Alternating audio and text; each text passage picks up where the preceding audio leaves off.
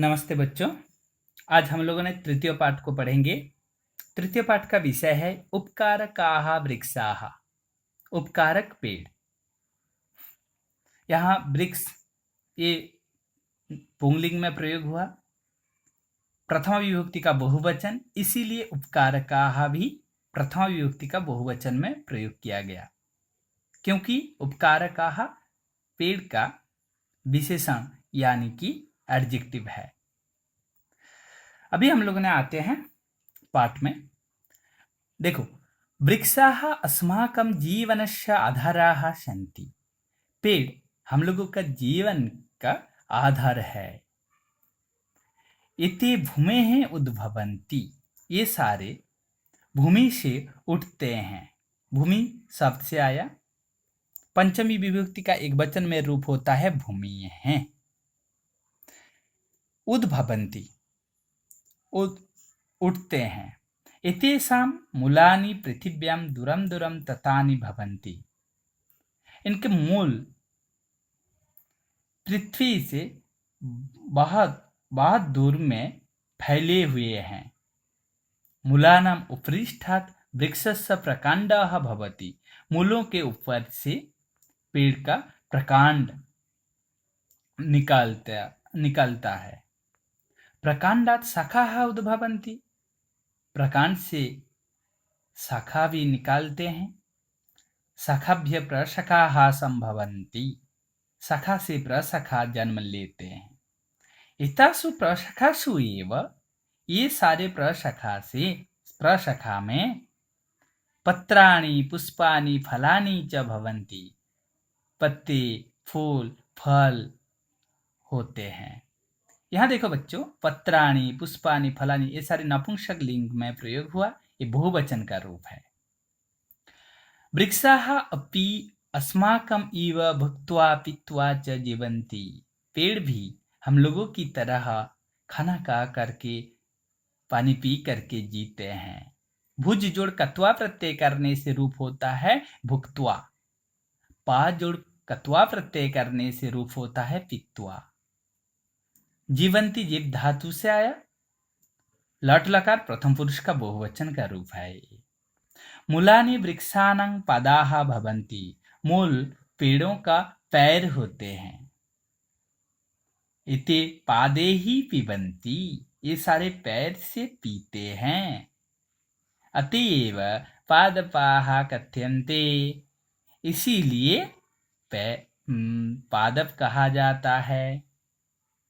मूलानि भूमेः रसं गृहीत्वा, सारे मूल भूमि से रस को ग्रहण करके यानी कि पानी को लेकर के अन्येभ्य अवयवेभ्य यच्छन्ति, अलग दूसरों अवयव के लिए भी देते हैं, अंगों के लिए भी देते हैं। ये न एते वृक्षाः फलन्ति, जिसके द्वारा ये सारे पेड़ फल देते हैं।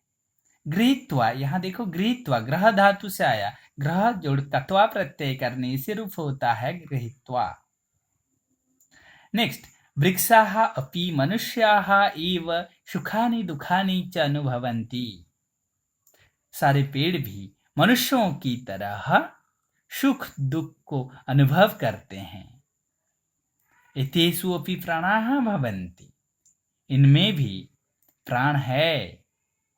अतएव एते प्राणिनः इव जायन्ते वर्धन्ते म्रियन्ते च, इसीलिए ये सारे प्राणियों की तरह जाते हैं, जीते हैं, बढ़ते हैं और मरते भी हैं। जन धातु से आया जायन्ते, वृद्ध धातु से आया वर्धन्ते, मृद धातु से आया म्रियन्ते। परंतु एते अचराः सन्ति, लेकिन ये सारे नहीं चल सकते हैं। अचराः, नहीं चलने वाले, अर्थात एते मृग खग जलचर नराः इव न चरन्ति, अर्थात ये सारे पंछियों की तरह, हिरन की तरह, यहाँ मृग मतलब यहाँ पशुओं के लिए कहा गया, जलचरः मछलियों की तरह, जन की मनुष्यों की तरह नहीं चल सकते हैं। वृक्षानां बहवः भेदाः सन्ति, पेड़ों का बहुत सारे प्रकार होते हैं, भेद रहते हैं। एतेषां केचित् फलवृक्षाः सन्ति, इनमें कोई फल का पेड़ होते हैं। अन्ये च पुष्पवृक्षाः भवन्ति, अलग कुछ फूलों का पेड़ होते हैं। जो पेड़ फल देते हैं उन्हें कहा जाता है फल वृक्ष, जो फूल देते हैं उन्हें कहा जाएगा फूल वृक्ष। वृक्षाः पर्यावरणं संतुलितं कुर्वन्ति, सारे पेड़ पर्यावरण को संतुलित करते हैं। एते वर्षायै अपि सहायकाः भवन्ति, ये सारे बारिश के लिए भी सहायता करते हैं। एते वातावरणं स्वच्छं कुर्वन्ति, ये सारे वातावरण को स्वच्छ करते हैं, शुद्ध करते हैं। वृक्षाः पर्यावरणे प्रदूषितवायुं गृहीत्वा श्वसनक्रियायै अस्मभ्यं प्राणवायुं यच्छन्ति। पेड़ पर्यावरण में फैले हुए प्रदूषित वायु को लेकर के श्वसन क्रिया के लिए हम लोगों के लिए प्राण वायु देते हैं। किसके लिए देते हैं? हम लोगों के लिए देते हैं।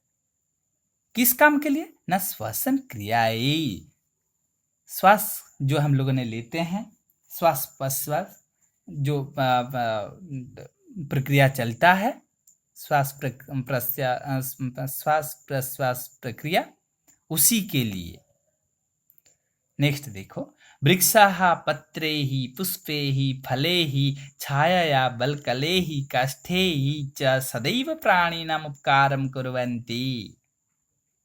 पेड़ पत्ते से, फूलों से, फल से, छाया से, चमड़ी से, काष्ठ से सदैव, हर टाइम, सदा सर्वदा प्राणियों के उपकार करते हैं। अतः उपकारकाः एव एते वृक्षाः, इसीलिए उपकारक ये सारे पेड़। एते ही विना अस्माकं जीवनम् असंभवम् अस्ति, इनके अलावा हमारे जीवन असंभव है, हम लोग नहीं जी सकते हैं पेड़ के अलावा। एतेषां रक्षणे एव अस्माकं जीवनस्य रक्षणम्, इनको रक्षा करना ही है हम लोगों का जीवन को रक्षा करना। मतलब पेड़ को रक्षा के द्वारा ही हम लोगों ने खुद को ही रक्षा कर पाएंगे। अतएव कथ्यन्ते, इसीलिए कहा जाता है क्या? रक्षणीयाः एते उपकारकाः वृक्षाः, ये सारे उपकारक पेड़ों को रक्षा करना चाहिए।